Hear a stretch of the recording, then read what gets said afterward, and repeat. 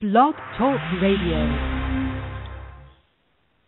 Namaste, everybody. Welcome to Nature Reality Radio. It is the last day of April in 2014. I am your host, Andrew Fisher, broadcasting every Wednesday from the suburbs of Philadelphia, Pennsylvania from 6 to 8 p.m. Eastern. And tonight we are scheduled to have time travel and Mars travel government whistleblower, now turned lawyer, Andrew D. Basiago. He isn't on the board yet. I do see I have a guest here on the board. I think that's the guest who's usually just listening. But Andrew Basiago, tonight we will be talking about time travel to Mars, how he was involved in the programs. You guys can also watch one of Andrew's presentations. He has a series of presentations all over YouTube, hour-long ones, 6-hour-long ones. I recommend just watching the 6.5-hour-long presentation where he talks about time travel and Mars, and he's going to be running for president in 2016. That's what he claims.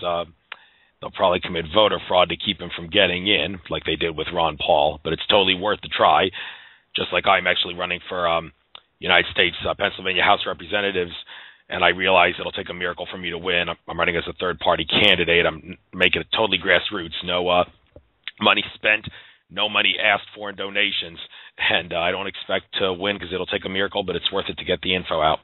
That's what's important in this day and age, getting the info out.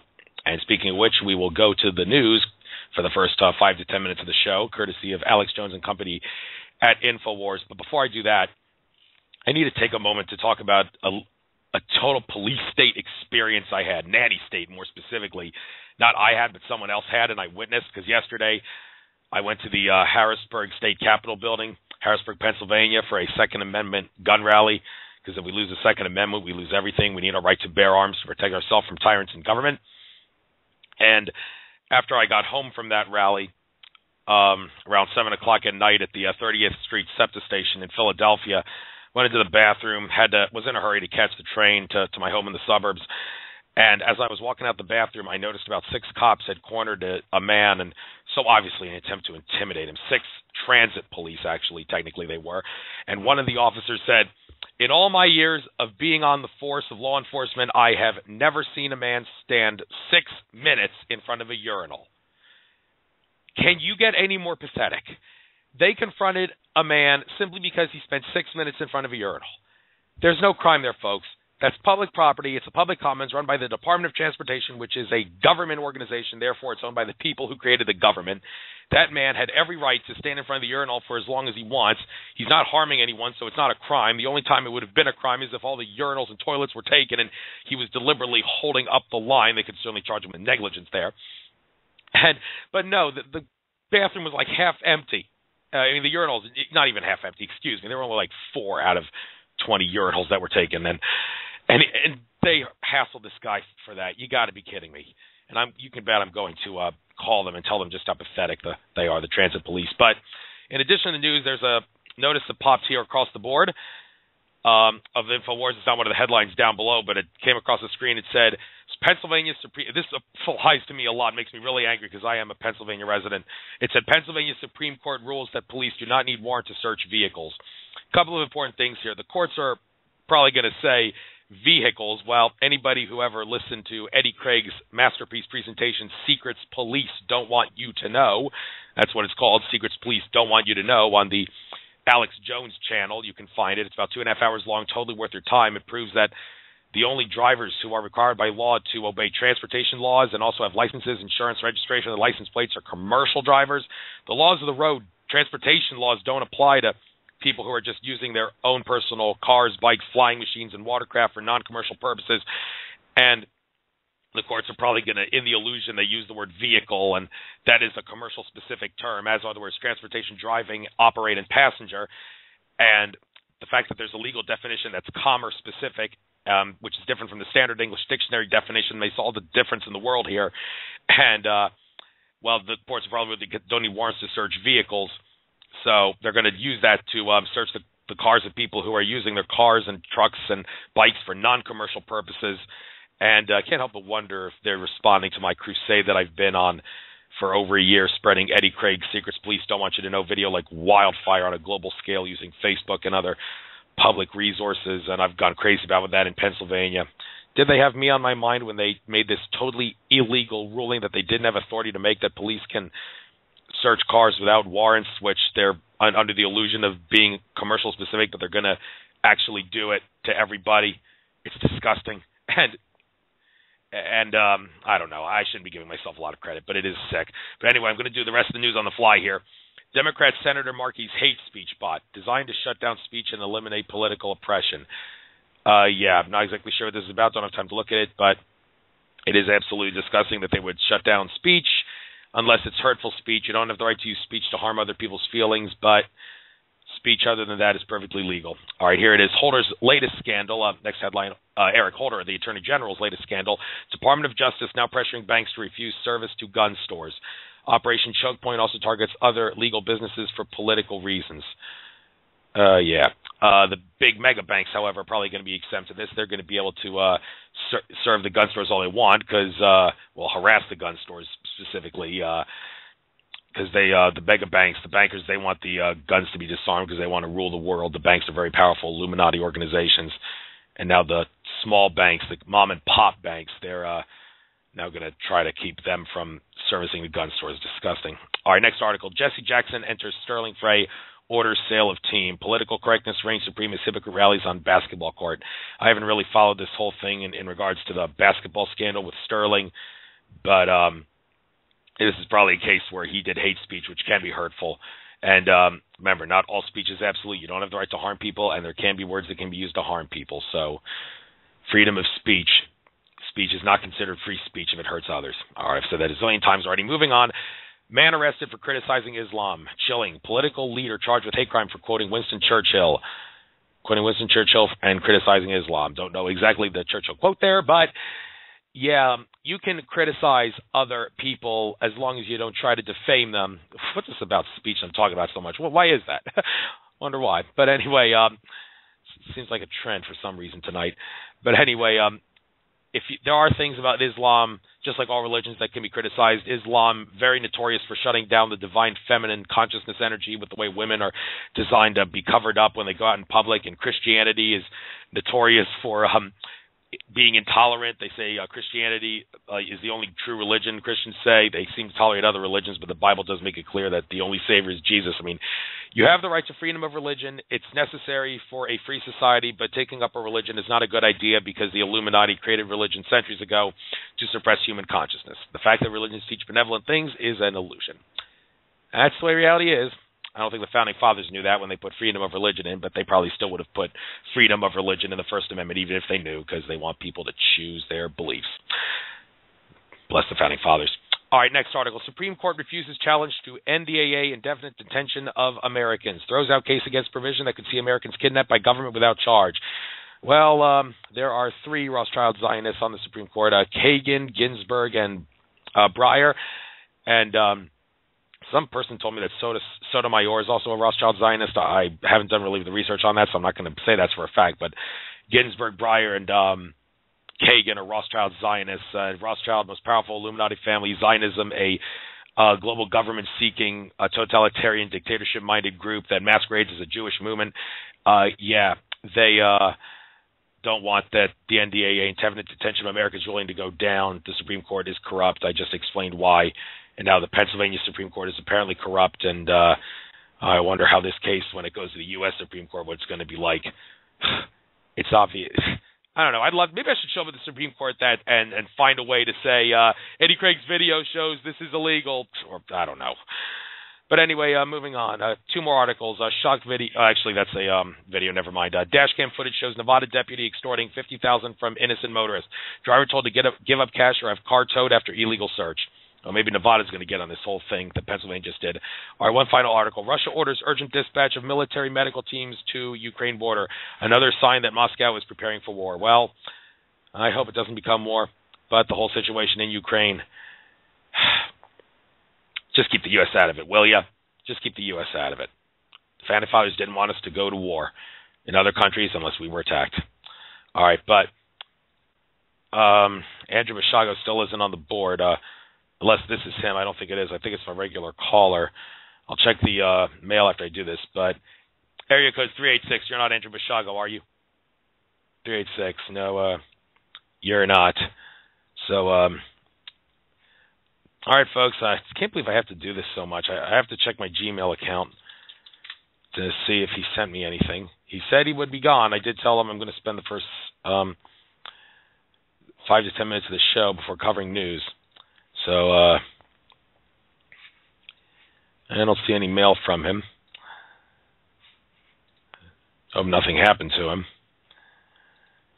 Let's go to his website and see if I can find anything, projectpegasus.net. He did confirm with me that he could be on my show. So I don't know what's going on. I hate it when this happens.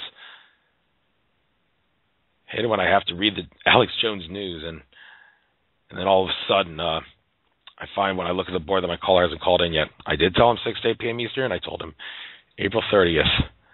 So I guess the least I could do is send him a message, although I don't think he's going to be able to see it right away.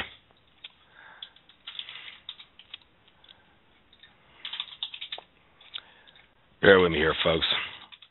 We're going to see what's going on. Still hasn't called in.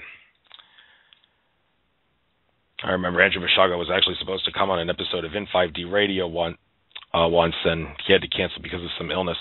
But he contacted them and told them nothing happened. Told him that he couldn't come on. He was not doing very well.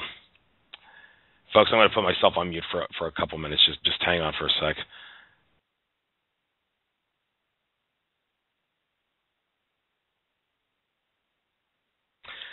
Folks, I'm actually going to try to call Andrew Basiago's office number, which is on his page.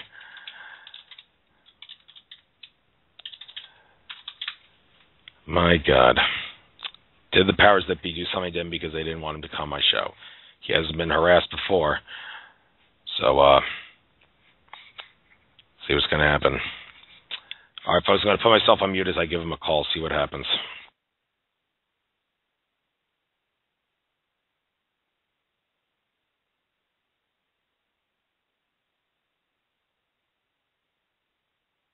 Folks, I'm actually talking to Andrew Basiago on my cell phone right now, which is actually right next to my headset mouse speaker, as a matter of fact. He can hear everything I'm saying right now, but he will be calling in any second, and the show will go on. Relax. We're getting there, folks. Just bear with me here. Yes, you do. The call-in number is 646-478-4747. No, 646-478-4747. All right, I'm going to hang up on you on my phone, and all right, bye. All right, folks, you can call in any second. Must have had so many things on his mind, he lost track of the show, but I'm not even going to bother. I don't want to hear anybody criticize him for this. Everybody makes mistakes. So, he'll be calling in any second.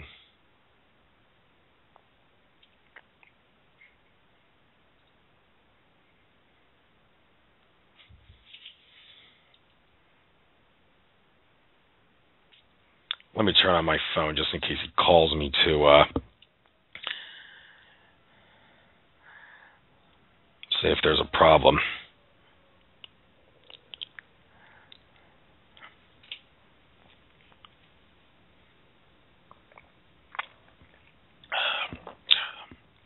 Okay, it looks like he's on now. So,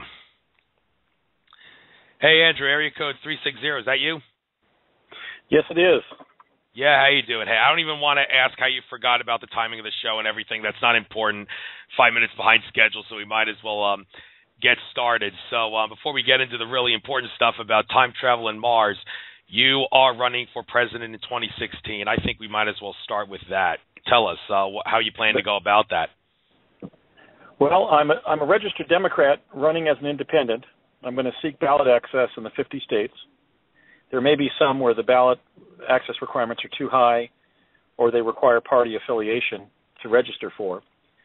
But I believe that it is viable the notion is viable that an independent can seek and win the U.S. presidency in 2016, not only in fulfillment of Governor Jesse Ventura's prediction of that fact, but the demographic numbers support it. Because, for example, right now, only 50% of Americans who are eligible to vote are voting.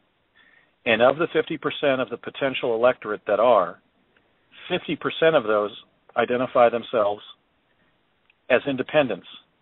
That means that the two major parties that I would aver basically have a stranglehold on the presidency in an unconstitutional manner, because Article 2 did not establish the political parties that are now in control of the presidency, only have a embedded support consisting of 25% of the electorate. In other words, both the Democrats and Republicans only can count on 25% of the electorate, the potential voters, as supporting either of them, which means that although the Democrats have a slight advantage now electorally because of the demographic shift share to Hispanic voters, both major parties only control 25% of the electorate. They only have the loyalty of 25% of the electorate.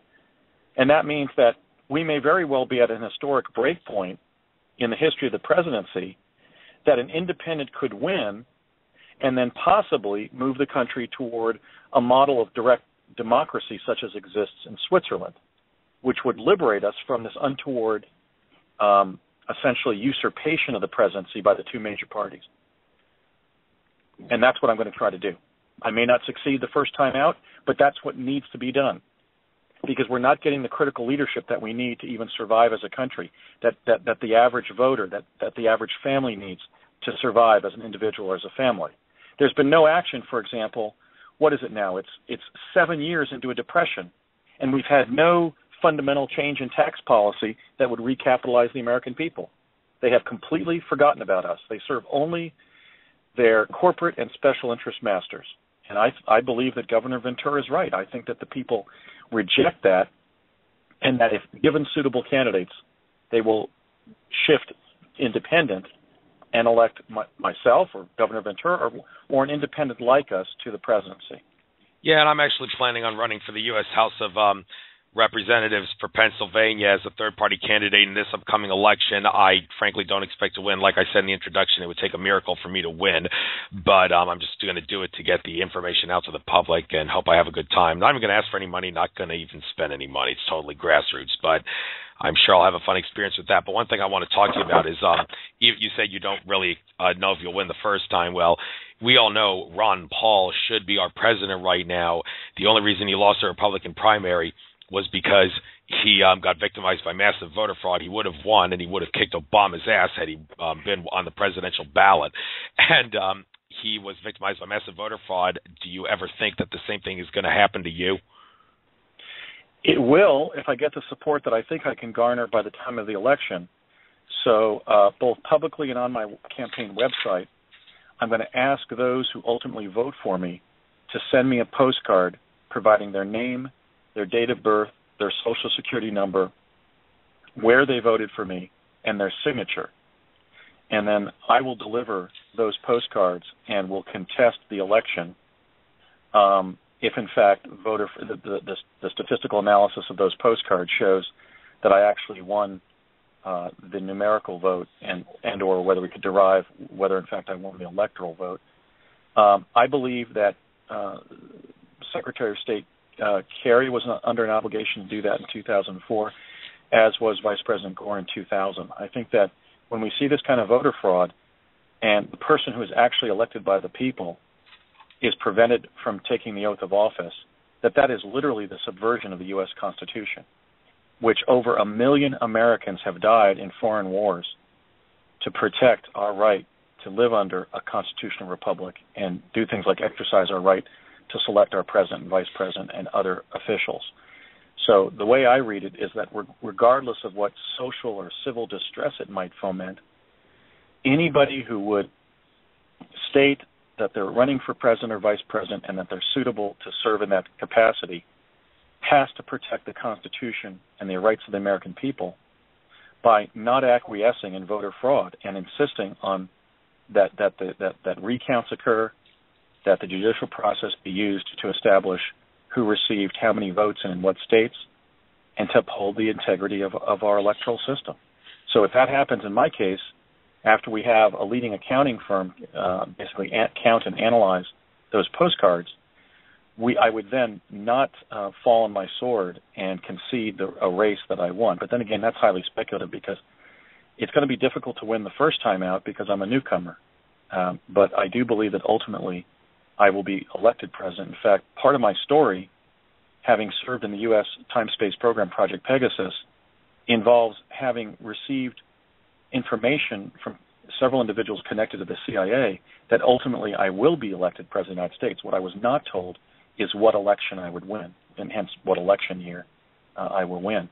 But I do know that I'm destined to be president, and unlike the last 5 or 6 presidents who also received prior knowledge of their presidency resulting from the quantum access capabilities of the CIA, I'm the only one of them to have come forward when running saying, look, time travel has essentially undermined the constitutional protocols by which we elect our president because the CIA has been briefing the last 5 or 6 presidents, going back at least to President Carter, years in advance of their presidencies, years in advance of their elections, to tell them that they are in fact destined to be president.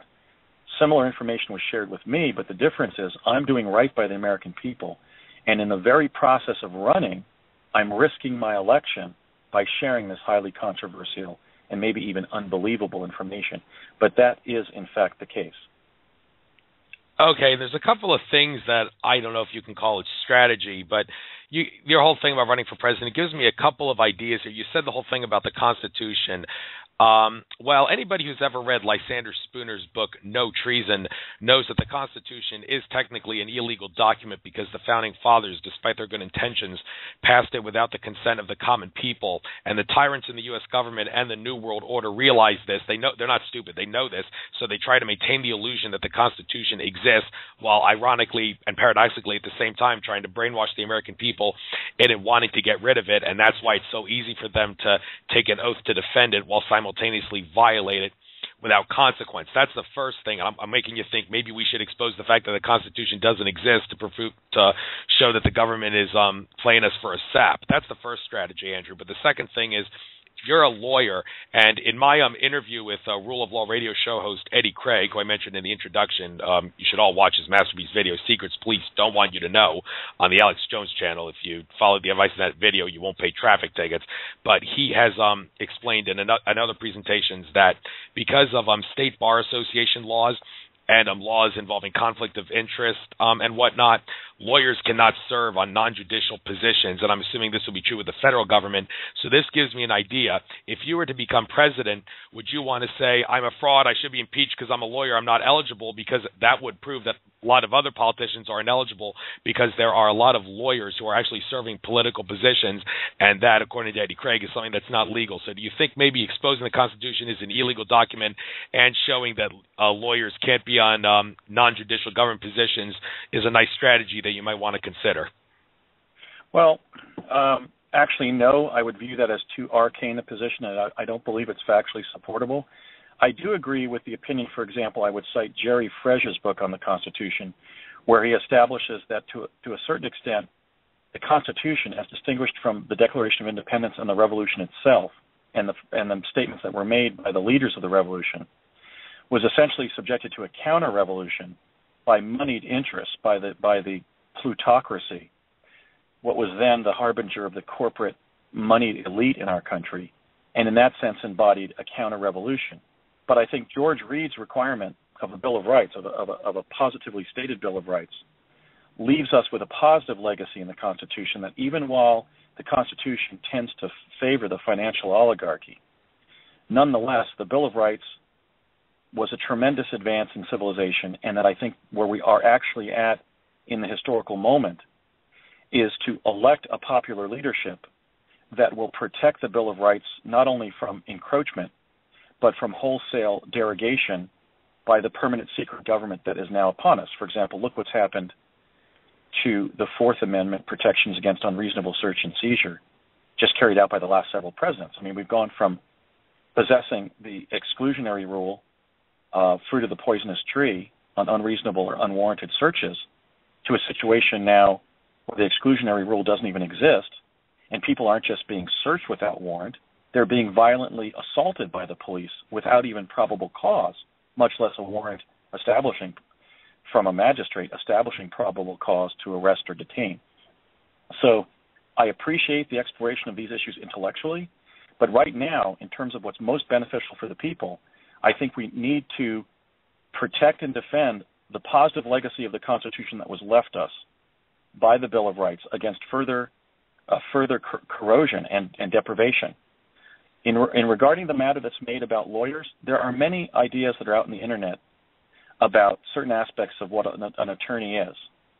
An attorney is essentially just, or an esquire, is somebody who is learned in the law and who has passed a state qualifying bar exam, usually under their state Supreme Court, to represent somebody before a tribunal or commission, a court, tribunal, or commission, to legally advise them, and to attorn, which means to sign their legal documents. I reject some of the spurious notions, for example, that bar means British Accreditation Regency. That was poppycock made up by somebody on the internet, and when I originally challenged him, I believe his name was David Gould, he could not verify his claim. It was made up. The use of the phrase bar is not an acronym. It's a reference to the physical bar, the piece of wood in the court, that ordinary citizens can't step before to advocate somebody's legal interests as if they were that person. So it's simply a functional title that came from the practice of attorneying for other people before courts and tribunals and commissions. In a similar way, I don't believe the argument that this individual has made. For example, we have never required elected public officials who are attorneys to recuse themselves or to temporarily stop out from being members of the bar in the way that there's a widespread practice for judges to do so. The judges do so because they have to pledge their impartiality, but neither a practicing attorney nor an elected representative is obligated to do so. So there is no conflict of interest. What is a conflict of interest is the specific conflict of interest that arises when an elected official, lawyer or otherwise, acts in a way as a public official to benefit his clients. So what might be appropriate, certainly would be appropriate for the presidency, in fact this has been practiced, is to put the maintenance, the management of a president's clientele, if he's a lawyer, or just his assets in general, if he's just a private citizen, in a trust account or a set of trust accounts under a decision maker, so that the president doesn't know the decisions that he might make that might profit either himself financially or his law clients in the event he's an attorney. But I basically reject the notion that such an obligation exists either legally or ethically. I don't believe it exists. What exists is an ethical duty as a public servant not to profiteer based on what you know or on your decisions that you make as an elected official. Okay. One thing I want to discuss here, Alfred Weber, your colleague, I had him on my show before. That was a fascinating interview. It went viral, and for good reason. We discussed very important stuff, especially Fukushima in that interview in the first hour. But he talked about how the year 2017 is going to be a time of great consciousness shift, and he talked about how star children and indigo children are being abducted, not abducted in the bad sense, but benevolent aliens are tampering with them to prepare humanity for the consciousness shift that's supposed to happen around 2017 when you're supposed to be president. And Alfred Weber, among other things, said we kind of need a consciousness shift because Fukushima is a global extinction disaster. The only reason we're not undergoing extinction at a fast rate is because higher dimensional ETs on alien councils and such are keeping the radiation in check. You can only imagine how bad it would be if they weren't doing that. So we're going to have a consciousness shift in 2017 or so, we've been told. I guess it depends on the timeline, when it exactly will happen, because timelines are not based on when, they're based on what. But the point is, if you were to become president, you would have to deal with a massive consciousness shift on a global scale. Have you looked into this at all and thought about this scenario? Well, let me just say in prescript, I was told by two individuals with lifelong professional associations with the CIA that I would one day be president. The first was my late father, Raymond F. Basiago, who was a special projects engineer for the Ralph M. Parsons Company, who was one of the principals on DARPA's Project Pegasus. It's basically the real Philadelphia experiment, the actual time-space program when it emerged in the late 60s and early 1970s. My father was he was privy to secret information, especially that which was being gathered by the CIA's growing quantum access capability from Project Pegasus, because he was the point man between Parsons and the CIA on the theory and practice of teleportation, of Tesla teleportation. The second set of briefings I received 20 years later, that was in 1980, by the way. My dad affirmed the fact that I was going to be president one day, not to encourage me. I mean, he was a truth teller. He was an honest person and a great dad, and he wouldn't have put a silly notion in my mind just to make me strive to become president. He was basically telling me what he had learned through government channels. The second individual was a career CIA officer, as distinguished from my dad's work on behalf of basically the defense technical community rather than the CIA per se. This career intelligence officer was Courtney Maurice Hunt, who was a training officer and a jumper on the CIA's Mars jump room program that began around 1976. Courtney trained me for Mars and the jump room program in the summer of 1981 after I did a summer under Major Ed Dames with a group of other American young people in the summer of 80 up near Mount Shasta. We were at College of the Siskiyous, getting basically a kind of a seminar on Mars. Both my father and Courtney Hunt, as individuals who knew each other, but my father was deceased by 1990. Courtney spoke with me in the year 2000, 20 years later, that the first time I asked him whether I was going to become president, he said, yes, but I don't know how you get there. A couple months later, he said, no, but you're going to be on the scene, indicating that I run and don't win, or that, let's say, I become vice president, and that's how my services manifest. And then the third time, he said, have you been briefed? When I asked him, do I reach the White House? And at that point, I really wasn't thinking about my past experiences. I just had a sense it would come true, maybe the way that Barbra Streisand always kind of knew she was going to be a prominent, singer and entertainer. So I was just asking Courtney, and the third time he said, have you been briefed on 2015?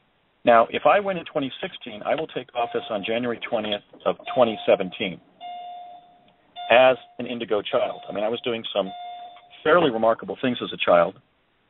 I was reading my dad's thoughts. I was able to take an object and hold it out and then let it go and cause it to hover rather than fall to the ground. So these special abilities were known to the government, and they were one of the reasons I was brought in to Project Pegasus originally as a 6-year-old when I first teleported from the old Curtis Wright facility in Woodridge, New Jersey, to the Santa Fe State Capitol grounds in New Mexico. So when Alfred makes that prediction, my second point I want to make about that is I don't prognosticate, because most of what I learned about the future while serving in Project Pegasus and later was either shop talk that I overheard or direct briefings to me that were made by people like my dad or Courtney Hunt as a fellow Mars jumper, albeit a senior one, and somebody with a career at CIA. But what I'm saying here is I only know what I was told. I'm not basing my quote-unquote prediction of becoming president one day on my own innate beliefs, either as a psychic or as a former indigo kid or just as somebody seeking the presidency. What, in fact, I'm doing is I'm saying, look, this is all I'm saying. I'm saying that the U.S. government has achieved quantum access to future and past events, and that generally they didn't want to set the course of future events because doing so would diminish the quality of the intelligence database about future events that they've been compiling since around 1970, with secret but established government knowledge of events like the advent of the Internet or the attacks of 9/11, things that would really affect the country in a profound way. So all I'm saying is that that's what the government has been doing. I have direct personal knowledge that President Carter, both Presidents Bush, President Clinton, and President Obama were among the future presidents briefed of their destinies as president. But all I'm saying is this is what I was told. So, for example, when I predict what I would do as president, like on Facebook, my followers and indeed my supporters at Andy 2016, I say if I'm elected in 2016, because it would be more than arrogant to say when I'm elected in 2016. So I want to be real clear about what I'm saying. I'm saying I was told I would be president, but I'm not saying I necessarily have to become president. What if in the course of my life and some of the special project activities I was involved in, my original timeline where they determined I was destined to be president has shifted, and I will run in 2016 and again in 2020 and so forth, and maybe be one of the more colorful political personalities of my generation. but not reach the presidency. I mean, that's possible. So I want to be clear on that. Now, Alfred, using basically collating different sources, not just me as one of his friends and colleagues, but other people, think that shift towards more of an indigo polity will occur in 2017. I think that's ambitious. I think that the year is going to be around 2020. But I'll tell you this, and I'll even make this quasi-prediction on your show, which is when I discussed 2015 with Courtney Hunt, after he said, have you been briefed on 2015? I said, no, what does it involve? He said, well, there's going to be a room for some pretty unconventional candidates for president and vice president because there's a mass discrediting of the government that results from a huge payola scandal in which something like 300 members of Congress are found out to be de facto CIA agents with Swiss bank accounts. So I'm sharing that again, not because I am prognosticating that that's going to happen, but simply because a career CIA official who was involved in both Project Pegasus, the time space program, and then the Mars project, namely the Mars jump room program, briefed me on that event happening. If it doesn't, maybe Hunt was deceiving me. But if you imagine, let's say, a 60-minute story where Steve Croft does like a focus group with 5 or 6 idealistic young members of Congress who revealed to them that they were approached by the CIA to be the CIA's proxies in the Congress. And they did a little digging in the Congress and found out that the Congress had largely been co-opted by the CIA for money, serving covertly to the possible detriment of the people's interests, and clearly in some cases to the actual detriment of the people's interest. Clearly we would have an unprecedented situation in the United States where the constitutional crisis would be the legitimacy of the elected officials themselves. And I think under those kind of circumstances in 2016 or 2020, by then my apogee in the truth movement will have risen, and my life experience and so forth, and my public reputation, where it's conceivable that I could be elected president. But right now, I'm realistic about the fact that I'm a relative unknown. I haven't served in elective office, but I'm even getting emails from people where they say something like, I didn't know who you were, and I dreamt that I was at your victory rally in Seattle in 2016, and then I looked you up on the internet and found your Facebook sites, your websites, and I realized you're actually a candidate for the president. At least you will be soon declaring for the presidency. So I'm having paranormal input that's reaching me from some people in which they have literally seen me being elected. That'd be maybe about 100 people have contacted me over the years saying, I do see you as a future president, literally identically. So something non-ordinary is going on in my life and career. And again, I'm just dedicated to telling the truth of it so that other people can understand what's going on. But I think I could handle the presidency in 2017, but I can't verify Alfred Weber's specific timing because I wasn't given the timing of my presidency. I was just told by my dad and Courtney Hunt in separate discussions in which Courtney certainly didn't know necessarily that my father had briefed me 20 years earlier that I do reach the White House during my career. Okay, want to talk about, speaking of presidents, want to talk about Obama for a moment. I've heard you say that despite people calling Obama a tyrant and whatnot, he was actually a pretty nice guy when you knew him in the government programs, and you said his real name is Barry Soetoro. He's used many aliases, but Barry Soetoro is the one that's the real name of him. That's the name he was using. Right. Yeah, a couple of things about Obama. Yeah, a couple of things about Obama. It's interesting to note, Andrew Bartzis, Akashic Records Reader, said that the powers that be harvested Obama's soul from Saturn. I'm not really going to get into how Saturn is a soul, a repository of sorts, but they did say that. And it's interesting to note that Donnie Gilson, who Alfred Weber has done a series of interviews with, 32nd degree Freemason, who's done a lot of research on Planet X and whatnot. He said that he saw Obama's eyes during the Osama bin Laden fake raid speech on May 1st, 2011. He said he saw Obama's eyes shape-shift. Kind of makes you think maybe Obama has been captured by malevolent reptilians, and even David Icke has on a couple of occasions depicted Obama as being a reptilian in a couple of his pictures and whatnot.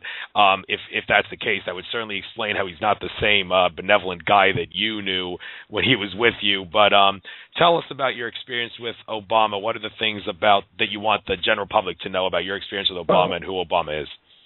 Well, I mean, if the measure of what somebody is in college is any measure, I view Barry as a very positive individual, and bear in mind, I don't support a lot of his decisions. I certainly oppose his decision to maintain the war. I oppose his actions, and I certainly oppose his actions in putting the NDAA before the Congress, which I think was a sacrilege against our constitutional history and our culture, our free and democratic culture. And I also oppose his decision in giving the TARP money to the banks rather than the families in foreclosure. In fact, I've done a lot of foreclosure defense myself as a lawyer in solo private practice on behalf of families in foreclosure. But I am dedicated to the truth. I'm going to be running in 2016 and any later election that I have to run in, literally under a banner that it says in capital letters, truth. That is my life's purpose, is to tell the truth about what I've experienced and what I've learned. I first met Barry Soetoro, who had just done a year at Occidental College in Eagle Rock, California, when I was taken by my father from Southern California to the Mount Shasta region in mid-August of 1980, ostensibly to have a camping trip between father and son, as we had camped with my entire family going back to 1964 when I was a 3-year-old. And at this stage, all my older siblings had left the nest, so my dad explained it was just going to be he and I this time. My mom wanted to stay home in Southern California. But when we camped at the campground on the northern shore of Lake Siskiyou, literally within view of Mount Shasta, we met, and my father certainly teamed up as a Parsons engineer, with a man by the name of Thomas J. Stillings, who was then employed as an operations analyst for Lockheed Skunk Works in Burbank, California. Of course, my dad has just put in 8 years at the Pasadena and Los Angeles headquarters of Parsons after Parsons moved to Southern Cal, and we with it in 1972. And a couple of strange things started to happen. One was that when night fell, my father announced to William Stillings and myself, the son of Thomas J. Stillings of Lockheed, that we weren't there for a father and son camping trip, respectively, but to take part in a class on everything to do with Mars. And then when I questioned my father about why Brett or I, but certainly myself as somebody who was destined to enter UCLA in the fall as originally an English major, I then became a history major at UCLA, would need to learn anything about Mars, especially after I completed my astronomy breadth requirement the previous term at UC San Diego. He looked at me and just phlegmatically stated, because some of you kids in the class are going to be going there. The next day at 1 o'clock, our father stood up at the campsite and began walking towards another campsite. So Brett and I kind of skipped ahead of our dads. Brett was 13, I was then 18, so we were certainly in the peak of health, and our dads were middle-aged. And so we reached the campground before them in the direction they were going, and literally almost bumped into somebody we knew quite well, a man by the name of Edwin Eugene Buzz Aldrin, Jr., the second human being to step foot on the moon, we were told, at least in this epoch of human civilization. And we were startled because then Buzz said, "Andy, Brett, pleased to meet you, Buzz Aldrin. Well, let me tell you, fellas, you're soon going to be doing something that I did a few years back, and that's go off planet. Well, let me tell you, guys, it's going to be the experience of a lifetime." Brett and I kind of looked at each other again like we had when my dad told us the night before that we were going to be going to Mars, kind of like, oh my God, it looks like our dads have implicated us in something pretty serious. Neither of us had intended to become astronauts during our lives, or chrononauts as I had been as a child. And yet that's what then unfolded. The next day they drove us up to the College of the Siskiyou's Extension Building in Wairika, California, and we met Major Ed Dames, our instructor, and the other 8 young people and one 30-something individual, Bernard Mendez, who were going to be our co-Mars jumpers. Among those we've identified as being some of the other young people who had been conscripted into this secret program was a young man named Barry Soetoro from Hawaii, who we now know as President Barack Obama, and a young woman named Regina Elvira Dugan, who President Obama appointed the first female director of DARPA on July 20th of 2009, on the 40th anniversary of the lunar landing, and a future space shuttle pilot, the late William Cameron McCool, who was piloting the space shuttle Columbia when it was destroyed on February 1st, 2003, re-entering Earth's atmosphere. We haven't been able to identify the other 5 teenagers, but Bernard Mendez, the older 20s, early 30-something, who was also monitoring this class, we not only were able to reach, but he has become a fellow whistleblower with Brett Stillings and I about the fact that the U.S. was sending young people to Mars via jump room in the late 70s, and we got taken up in the program in summer of 80. Now, contact with Barry just in that learning context that summer. I sat next to him in class. I would basically talk shop with him during the beer parties, the keg parties we were having at night, to kind of talk off our stress from what we were learning from Ed Dames. And at one point, we actually roomed together in the dorms at College of the Siskiyous. And the not Barack Obama, but the Barry Soetoro that I knew that summer and then later during several jumps under the team leadership of Bernard Mendez, the 3 of us going up, in other words, in the jump room to Mars together, I can say that at that age, Barack Obama was highly intelligent. He was relaxed, friendly, kind, considerate. He was particularly fond of defending the underdog, so that, for example, when somebody said something against a defined group, basically a suspect class, let's say, said something that was racist, sexist, anti-Semitic, or homophobic, the Barry Soetoro that I knew was so disturbed by prejudice that he would literally shun the person making an intolerant remark physically. He would literally turn his back to them, which I've never seen anybody else do, literally shun the person engaging in prejudice physically in the room, whether it was when we were talking outside class or when it was at one of these beer parties or whatever. So he was a person physically dedicated, personally dedicated to physically rebuking bigotry. And to this day, I'm still impressed by that. Sometimes his putative mother, Stanley Ann Dunham, was present. I got to know her. She gave an afternoon lecture on cross-cultural communications in which she cited having been married to a Kenyan and an Indonesian husband. And her lecture was as top shelf as any lecture I attended at UCLA for the 4 years that I was there as an undergrad. She was intelligent, funny, highly knowledgeable, and very insightful. In other words, they were very pleasant people to meet. There was nothing strange about him. Now, I don't necessarily believe that he's now possessed by some reptilian spirit, but I think that to some extent it's legitimate. That's almost a metaphor for the way I now view him, which is that he's somebody who, in my opinion, lost his soul after he acquired power. I really think that his principal goal is to be viewed as an acceptable president, as the first ostensibly African-American president, but I don't even believe he's an African-American. I believe he's an Indonesian, darkly complected as a result of his parentage by Indonesians, perhaps Javanese. In fact, there's a particular individual who was the founder of the Subud cult in Indonesia who may very well be the actual birth father of President Obama, and we know that British intelligence, MI6, has already reported to the British Parliament that their covert genetic testing of him based on glasses that he drank from during his first state visit as president to the United Kingdom, when compared to his mother's genetic material, indicated to a dispositive certainty that he is not the biological son of Stanley Ann Dunham.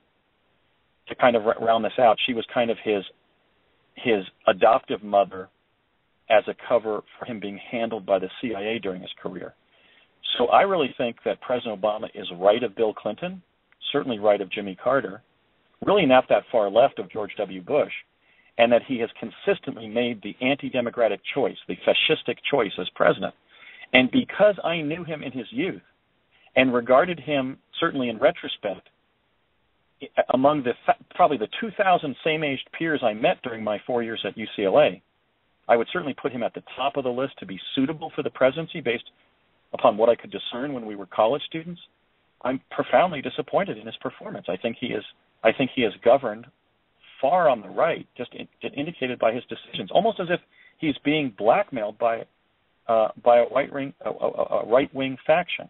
I mean, think of what, for example, what President Kennedy achieved in his 1,063 days in office, confronted by a Democratic Congress that was opposed to his most left-leaning positions.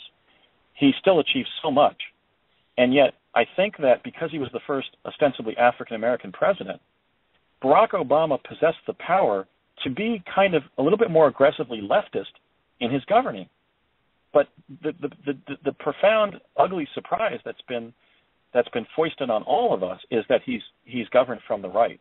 So I am disappointed in him, but did I see any evidence that he was not a normal person? He was not only a normal person, but he was especially so. He had a ready sense of humor. He was intelligent without being a show-off about what he knew. I remember I made a comment to all of the young people in the program during our going-away dinner, which would have been around September 7th of 1980, at the Creamery restaurant that then existed down the street from the college. And we were discussing what the human impact on Mars would be.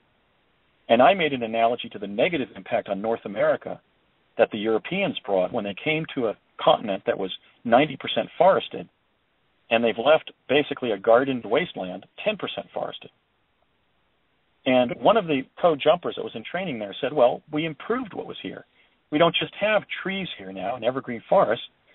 We have schools and homes and hospitals and restaurants. And I said, yes, but we've denuded the whole continent. We even got into trouble by the time of the Great Depression on all the trees we had cut down. The Dust Bowl was fomented. And the only person, and somebody said another remark, and I said, well, ask the Native Americans if they think we improved North America, if they think we improved Turtle Island. And when I made that racially sensitive comment, literally referring to the Native American term for the lower 48, the Barry Soetoro that I knew looked over at me and nodded and shook his head yes and winked at me. So he was an authentic leftist in college.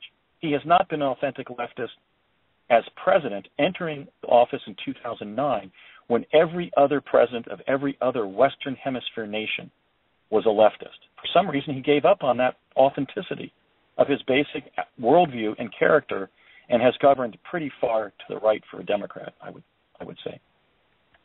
Okay. Might as well switch gears and talk about time travel and timelines now, because that's probably the thing that most people know you for. I want to talk about, take a couple of minutes to elaborate on my understanding of time travel and also what Alfred Weber discussed. The thing about, first of all, Andrew Basiago, Akashic Records Reader, said that on planet Earth there are three timelines. There's the main organic one, and there's what he calls an upper and a lower. But when I spoke to George Kavaslis about this, he said, no, those upper and lower timelines, they're a grouping of timelines, and he said he doesn't understand why Bartzis would choose three as his number of timelines. But the thing about time travel into the future and into the past, time travel into the future is pretty straightforward. You can look into the future using the technology to see what will happen, and then the opponent can do what they choose to do to suit that thing that they see in the future, so that will be their outcome. Such was the case with 9/11 when they, in 1971, they saw the newspaper clippings in the future, and that gave them 30 years to prepare for the attacks. It's a shame 9/11 truthers don't want to talk about this because they think it will destroy. They won't. In fact, they've allowed me to be called a kook when, in fact, that is one of the most profound truths about 9/11 is that the U.S. government had images of it that my father and I saw at the Aerojet Corporation facility in Socorro, New Mexico in 1971, 30 years before the events of 9/11 happened. Yeah, and I actually got kicked off of the 9/11 Truth Movement Facebook page because I tried to talk about this. That's how serious they are. They care about their reputation that much. And I personally think you shouldn't give two rat's asses about what other people think about you, but some truthers seem to think otherwise. But anyway, the point is about time travel. Time travel into the past is a little more complicated because here's what George Kavaslis explained to me. There is no such thing as the grandfather paradox.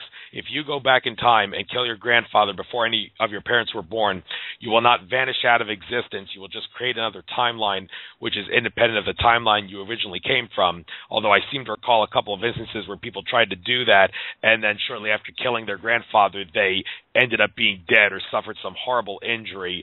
I'm probably going to have to ask you to elaborate on if that would happen if you did that. But the thing, before I ask you to get into that, it's kind of confusing because that suggests that if the powers that be go back in time and do something to further their agenda, it won't affect us because they'll just create another timeline which will be independent of the one that they originally came from, which was ours. So that makes you wonder, why should we worry about the government traveling into the past? Well, Alfred Weber told me that you can think of timelines as lanes on a freeway, and you can think of a timeline interaction as a car merging into a lane that has a lot of cars, and that causes the cars in that lane, that timeline to change, the series of events to change. if that makes a good analogy. That's the way he looks at it. But in regards to the grandfather paradox thing, is there something about time travel into the past that I am failing to take into account, and also would kill your grandfather? Let me set you straight on this and kind of modify Alfred's model, although it's pretty accurate. I think he derived it from my explanations to him. We live in a multiverse in which there are multiple adjacent timelines. I mean, right now, Cicero could be giving a speech right within a micron of your left ear, but not at articulation to your present timeline. On my right hand, right now, sitting in my car here in Oregon, to my immediate left, Shakespeare could be writing a sonnet, but I can't see him because he's on another timeline. Let me start with the Einstein-Heisenberg dilemma and then go into Schrodinger's cat, which some of what you said talks about, and then go into the grandfather paradox.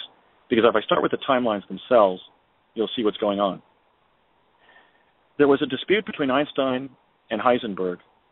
Einstein believed that the universe exists because we perceive it, and Heisenberg insisted that the universe exists independent of us, but we're aware of it because we can see it. So it both exists outside of us, but then is perceived inside our brains. Heisenberg was right, and I can readily explain to you why we know he was right. Because if we were to, let's say, raise two children in New Zealand to know nothing about France, indeed Paris, indeed the Eiffel Tower, if we took those, let's say, two twin brothers raised in isolation to Paris and sat them before the Eiffel Tower, separated from each other so they couldn't communicate, compare notes as to what they were perceiving, if they were of ordinary mind, they would draw a picture on their pad of the Eiffel Tower. So the Eiffel Tower exists as a construct outside of their consciousness, but nonetheless, to be understood by them as existing has to be perceived and then cognized inside their mind as the Eiffel Tower that exists outside themselves. That's why when we lose our vision, we can only now imagine some things that are in our environment, but not in our cognition, in our minds. Okay, so the first principle that we need to grasp when thinking about time travel is that the other timelines, which you might also call event scenarios or dimensions, exist outside of our cognition, but can only be perceived by us when we use a time travel device to reach them. Just like now that I'm in Oregon, I can only perceive Washington State if I drive into it or take a plane and fly into it. It's outside my view right now, but I know it exists because I've already been there and it's in my memory. Okay. So when we were time traveling in Project Pegasus, let's say we teleported or we were immersed in a hologram generated by a chronovisor. Those time travel methodologies took us to other dimensions, which you could define again as event scenarios or timelines. They are literally quantum environments that pre-exist us. So, for example, during my first chronovisor probe, which took place at the General Manufacturing Company facility in Convent Station, New Jersey, in the fall of 1970, I was taken to a Civil War battle. And when that 10-minute probe ended, I asked one of the docents from DARPA, one of the nice ladies that was watching out for us when we were doing things, I said, how could you have sent me to a Civil War battle when no Civil War battles were fought in New Jersey? I mean, we're still in New Jersey. This machine is in New Jersey. When the hologram collapsed, I found myself back here in Convent Station, New Jersey. She said, because we now think that in another dimension, that Civil War battle is now over us in our location in New Jersey in 1970. Okay. So the first principle, utilizing kind of an expansion of Alfred's model of a freeway, is that these dimensions or timelines or event scenarios, or even you could just call them time-space places, you could call them quantum environments, whatever, they already exist before we then perceive them via time travel. Now, when we time travel to the past, for example, a past, let's just reduce it to the very past on this timeline. Okay, let's say we go and visit one of our parents, and they give us information that absolutely proves that we're going to our actual past on this timeline. Because let's say they have a piece of jewelry that they gave to us in the present when we were a child or something. And we can say just positively, you sent me to the same timeline that's now informing this present time and place that we call the present. You do not change the timeline by visiting it any more than you change the present by walking into a department store or a restaurant or a church or a school or a hospital or your house. The entry of a person into a quantum environment does not ipso facto kind of change the channel and put that timeline on another footing. All it does is immerse that person in that timeline or that point in their original timeline that was not the point on their original timeline that they were on before they time traveled. It doesn't magically create a different present or a different day like is depicted in Groundhog Day starring Bill Murray. And if you think about it, why should it? If you're just an organic human being entering a quantum environment, what magical effect would cause Schrodinger's cat to happen, where the cat both jumps into the box or the pail, and another cat stands there, and another cat jumps to the side of the pail? It's a ridiculous idea that the leading quantum physicists have exploited. It's not valid. So I reject Schrodinger's cat.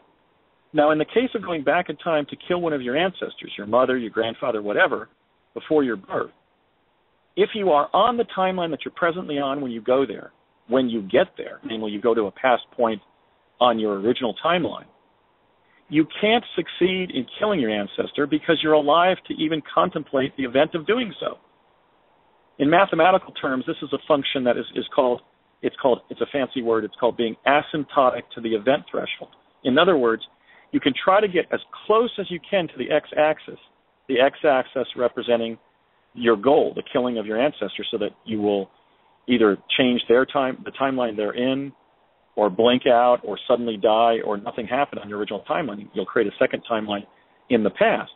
But if you're on the timeline that you're from, you can't succeed during all those trips to the past you make because you exist in the present, which is now the future from the perspective of the past that you're visiting to kill your ancestor, because you exist to contemplate and to attempt the attempt on that person's life.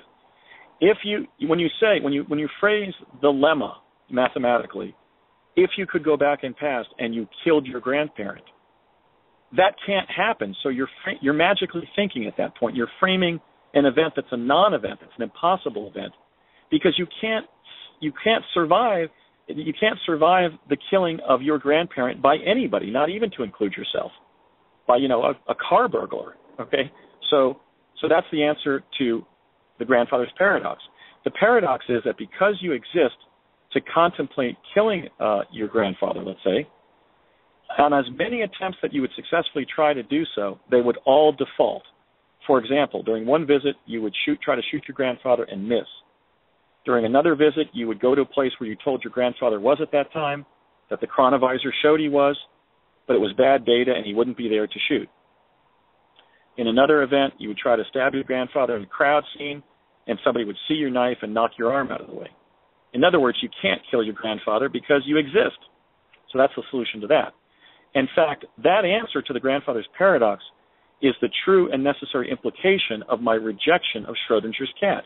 You don't create a second timeline by fiddling with the past. In fact, you go back and you fulfill the very past that existed before you time travel to go to the past to quote-unquote change it. You can't change the past because when you visit, you participate in the original event. Okay, one thing about timelines that's really interesting pertaining to 9/11, Andrew Basiago, he said that 9/11 at its most complex level was a massive timeline incursion because many malevolent and benevolent timelines were coming together in a war. One was trying to stop 9/11 from happening. The other one was trying to execute it. That resulted in 10 years of fear and the birth of a truth movement because the good timelines managed to make it obvious that 9/11 was so obviously a staged event. But there's a couple of things about 9/11 that I could be construed as evidence that 9/11 was a timeline incursion, and I'd like to elaborate on this for a minute before I ask you to get into it.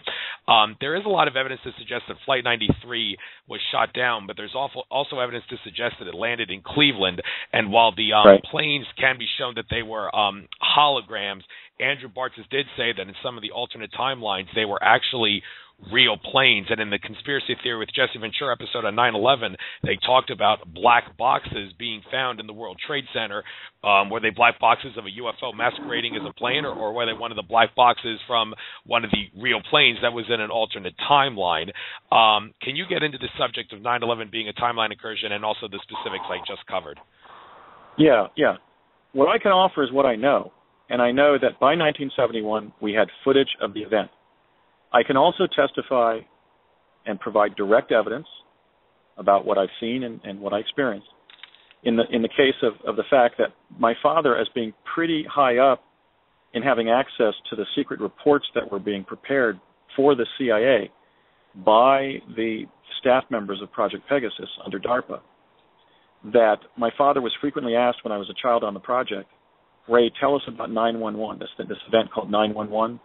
Apparently it's some kind of domestic Pearl Harbor. Some buildings are knocked down in New York City. And when my father was asked, he would give the conventional sort of Time magazine year-end in review take on the facts of 9/11. I'm not offering that testimony to take that position, but just, again, to bear witness to what I experienced. I don't think anything that Project Pegasus did would allow us to have answered with a question of such subtlety and depth as to whether the event itself was the culmination of a set of negative or positive influences. I can say this, that kind of quasi-superstitious thinking about 9/11, granted, let me just give it a name. I think it's kind of superstitious or mythical, sort of, could be a natural social outcome of the fact that the hidden element about 9/11 is that the Bush administration had knowledge of it resulting from Project Pegasus, which not only had footage of the planes crashing into the towers, to the Twin Towers, but had literally briefed President Bush as a young man, and for that matter, Donald Rumsfeld, as a man not yet 40 years of age, that they would serve as U.S. President and U.S. Secretary of Defense, respectively, in the future. So the 9/11, the way in which the Bush administration dealt with 9/11 implicated the way in which they had been apprised as a result of quantum access about the offices, the high offices that they were destined for. So you have a situation where the very actors that morning at the cabinet level, the president, the vice president, in fact, we met Dick Cheney as a 29-year-old at a lunch at the La Hacienda restaurant in New Mexico around the time that the Bushes and Clinton and so forth were being apprised of their presence. You see, he was probably there in New Mexico because he was there to be apprised of his vice presidency or his career, also his career probably as chief of staff for President Ford. Okay, so the group of actors that day, political actors on the government side, were in possession not only of knowledge of 9/11, but prior knowledge of their own offices. So I think what probably happened is, and I also have to add that there was a finding towards 1972, right before I left Project Pegasus, where they were frequently discerning three alternate future timelines. The one most likely to happen, and then a next most likely possibility, and then the next most likely possibility. So I do remember the issue of three alternate timelines coming out. Sorry for I'm in a parking lot here. A car just is taking off next to me, so bear with me. But anyway, so I think the fact that quantum access to the event and to the roles that those individuals would play led to leaks of the information in a way in which non-informed individuals, outsiders, readily scripted more fanciful accounts of what was really going on that morning. What was going on that morning was the unfolding of a grievous set of events that somebody caused, whether it was an inside job, whether it was a group of rogue insiders operating independently, as I think may have occurred in the assassination of President Kennedy, or whether it was outsiders, indeed 19 Saudi operatives. The bottom line is that it was an extraordinary event because the very political actors who were acting that morning had prior knowledge of it. So, for example, when National Security Advisor Condoleezza Rice informed former Mayor Willie Brown of San Francisco on September 10th not to fly the next day, September 11th, 2001, that advisement may not have been derived from current intelligence, namely some rumor that the country is going to be attacked the next day. Her advisement of Willie Brown may literally have been derived from information within the Bush administration that was as old as President George W. Bush's knowledge of his own presidency, which again went back to the 1970-71 time frame. So that's how strange it was. Was it stranger than that? Was it some kind of quantum battle between heaven and hell? I don't know, but if somebody didn't put those pictures of demons and the flames that came shooting out of the Twin Towers, I could aver that it was. I mean, we could conclude that it was. So it's a very significant event. What I can offer the debate is what I have offered the truth movement, basically the 9/11 truther community, and been widely disparaged for doing so, which is that a fundamental aspect of the event is that the very presidential administration that was in office when it occurred had prior knowledge of it going back 30 years. Indeed, the defense secretary who agitated for an attack upon Iraq when it looks like Saudi operatives attacked us, or Saudi proxies working for the administration itself, or even just others whose misdeeds were then, or putative misdeeds were then attributed to Saudi nationals. I can't say, but I can say that it was strange enough to have been a serious event in which not only did the administration have prior knowledge, but unless they were photoshopped in, some of the flames that were shooting out of those buildings had images of demons in them. So it was clearly an evil event, whoever perpetrated it. But in order to understand it historically, we have to know all the information that informed it. And I've done that. I believe I fulfilled my patriotic and my moral, my human ethical duty to do so, regardless of what a Kevin Barrett or any other 9/11 quote-unquote truther will say about me for telling the truth. Yes. One other thing about timelines. Actually, before I do that, David Icke, in his book, The Perception Deception, he did show pictures of those demons that you're talking about. He says there probably is some Archon connection there, but he didn't really elaborate on it too much. But one thing I want to talk about, the date December 21st, 2012, there's different things have been said about this. Andrew Bartz has said that was the day where everybody for a brief moment had a moment of universal dream time.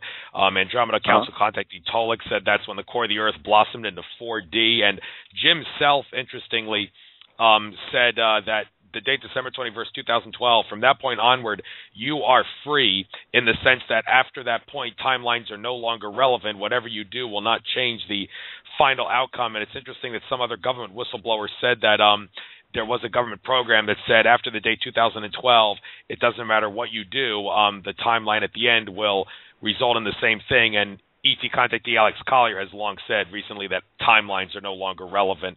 So can you offer your take on the significance behind December 21st, 2012, timeline-wise? Yes, I can offer something original. It doesn't confirm the notions that you just stated. But, some of the Montauk experiencers, Preston Nichols, Al Bielek, I believe Stuart Swerdlow, although I'm not certain, but some in the Montauk community, and by the way, I validate the historicity of Project Montauk for two reasons. One is that Project Pegasus was using the very chair that they describe. It's basically a magnetic transducer that we were using it to bump our consciousness forward in time and pre-experience about a 20-minute episode in our own subjective futures. And from that trip, intelligence data would then be arrived about what we saw when we were in our future. I can also verify the existence of Project Montauk, which occurred, according to Nichols and Moon, after Project Pegasus, because Nichols and Moon identify Jack Pruitt as the quote-unquote research director of Project Montauk. Well, I worked with Jack Pruitt. Jack Pruitt trained me on the teleporter at Curtis Wright in Woodridge, New Jersey, after one jump with my father prior to that. And Jack Pruitt was often waiting for us when we arrived in Santa Fe. And Jack Pruitt trained us in fall of 70 on the chronovisor in Morristown, New Jersey, after there was a threat to operational security at the chronovisor at Convent Station, New Jersey. So I can verify that Jack Pruitt, who they name as the research director of Montauk, not only is a real person, but that he served previously on Pegasus. And I last had contact with Jack in the now defunct Sweeney Auditorium in Santa Fe, New Mexico, during my June 2003 fact-finding trip to New Mexico. So Jack and his late son Glenn Pruitt were real people. I knew them during the Pegasus days back in the late 60s and early 70s, and then I met with Jack and his son in June of 2003. I can verify that the basic Montauk story is true, although it's obviously become a subcultural kind of phenomenon where people are adding some spoliated kind of issues. They're kind of vitiating the database about Montauk because everybody's been jumping in and kind of extending the story further and further. Okay. But regarding December 21st of 2012, David Wilcock and other people to discuss Montauk made the statement that date was a date that we couldn't time travel past. That wasn't the case. In the actual project, beginning before Montauk even existed, when, for example, we were in what later would be called the Montauk chair, we just called it the chair. We could get past that date in 2012, but when we were going forward in time, we were told that you would sometimes feel a bump Like when you were in the Montauk chair and you had an OBE, and, for example, one time I visited myself practicing law in Washington State when I was 50. I'm now 52. And they said the bump you're feeling is we're going through 2012. Something happens in 2012 that's causing a bump, but we haven't figured out what it is. So I guess that question got elaborated as other aspects of time travel sort of got elaborated kind of on a post office basis with the constant retelling of the true facts, so that it became known as a time travel concept that our time travelers before 2012 were not able to get past it, indicating that the world might have possibly be destroyed in 2012. Well, we know it wasn't. But what was going on is we were hitting a bump in 2012. We weren't told what was causing that bump, but it was literally a physical bump that we would experience while going past 2012. And we know that we did go past 2012 not only as a human species on Earth, but even when we were time traveling back in the late 60s, early 70s, we got past 2012 because I was taking a large teleporter called a Stargate that was located on the basketball court of the Cerrillos Cultural Center compound in Cerrillos, New Mexico, to jump to 2045. So that was 1972. So even before Project Montauk, U.S. time travelers were jumping as far as forward in time as to 2045. So that wasn't a limit to our time travel, but it was a phenomenon of some kind that produced a physical bump when we were going past it. Okay. One thing I want to talk about in regard to predictions and timelines, if I could elaborate for a couple of minutes on some prominent figures that have made predictions involving consciousness shift in the future, and they all turned out to be wrong. A couple of examples like Greg Braden, David Icke, and Ian Zell-Lungold all said that by 2012, the Earth, in conjunction with its consciousness shift, would start spinning in the opposite direction. That didn't happen. George Cavazos said that the Montauk chair experiments, 3 different people, they couldn't get past the date March 21st, 2013, so that made George think, okay, maybe we'll ascend into higher consciousness. Well, that didn't happen. Alex Collier said December 3rd, 2013 would be when we ascend into 5D. He was saying that back in 1995. That did not happen. Andromeda Council contactee Tolik said that January 2014 we would ascend into 4D Earth. That didn't happen. So why are these people all wrong? Well, one simple answer is because we were never on that timeline. Well, why were we never on that timeline in all of those scenarios? Can you offer any theories on that? Well, as a matter of first impression, I would say that these were outsiders whose worldview was informed by factors that were both sort of New Age beliefs and profound suspicions in a conspiracy-minded era. So, first of all, they're not insiders.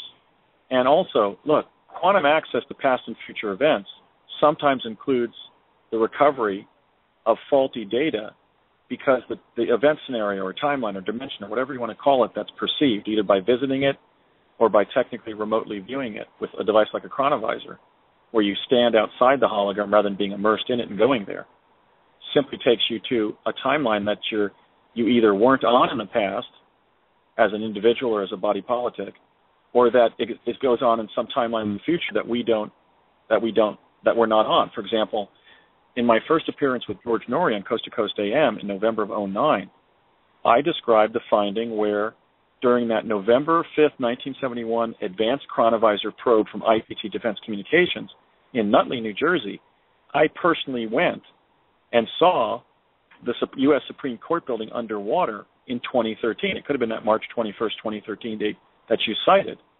Well, the problem is that the chronovisor had already been known in the midsummer of 1971 to be taking us to alternate futures of the events they were sending us to. For example, they were sending me over and over again to Ford's Theater in Washington, D.C. on April 14th, 1865, which was the night that on our timeline, President Abraham Lincoln got shot in the head and was taken to the Peterson rooming house across the street where he died the next morning, April 15th.